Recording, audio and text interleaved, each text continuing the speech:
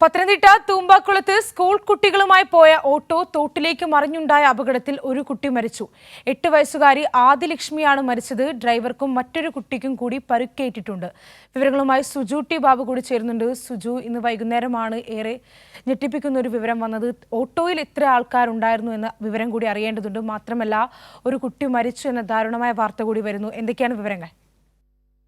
5 കുട്ടികളായിരുന്നു ഈ ഓട്ടോയിലുണ്ടായിരുന്ന. സ്കൂൾ കഴിഞ്ഞ വീട്ടിലേക്ക് കുട്ടികളുമായി ഓട്ടോ ഡ്രൈവർ പോകുന്ന വഴിയാണ് ഈ അപകടം ഉണ്ടാകുന്നത്. പാമ്പ് മുറുകെ ചാടിയെന്ന പെട്ടെന്ന് ഓട്ടോ എത്തിച്ചപ്പോഴായ അപകടം എന്നാണ് പറഞ്ഞു കേൾക്കുന്നത്. ഈ കാര്യത്തിൽ ഇനി ഓട്ടോ ഡ്രൈവറുടെ മൊഴിയും കാര്യമെന്ന് എടുക്കേണ്ടതുണ്ട്. മാത്രമേ കൃത്യമായി ഇവർ ലഭ്യമാകുള്ളൂ. നിലവിൽ ഈ ഓട്ടോ മറിഞ്ഞുണ്ടായ അപകടത്തിലാണ് കാരണമായി സംഭവത്തിലാണ് ഇപ്പോൾ 8 വയസ്സുകാരി ആദിലക്ഷ്മി മരിച്ചിരിക്കുന്നത്. പത്തനംതിട്ട തൂമ്പാക്കുളത്താണ് ഈ അപകടം ഉണ്ടായിരിക്കുന്നത്. വളരെ പെട്ടെന്ന് ഓട്ടോ എത്തിക്കുകയും അത് വലിയ താഴ്ചയിലേക്ക് മറിഞ്ഞാണ് കുട്ടികൾ തോട്ടിലേക്ക് മറിയുകയായിരുന്നു. ഡ്രൈവറുടെ പരിക്കും മറ്റൊരു കുട്ടിക്കും സാരമായി പരിക്കേറ്റു എന്ന വിവരമാണ് ഇപ്പോൾ ലഭിക്കുന്നത്.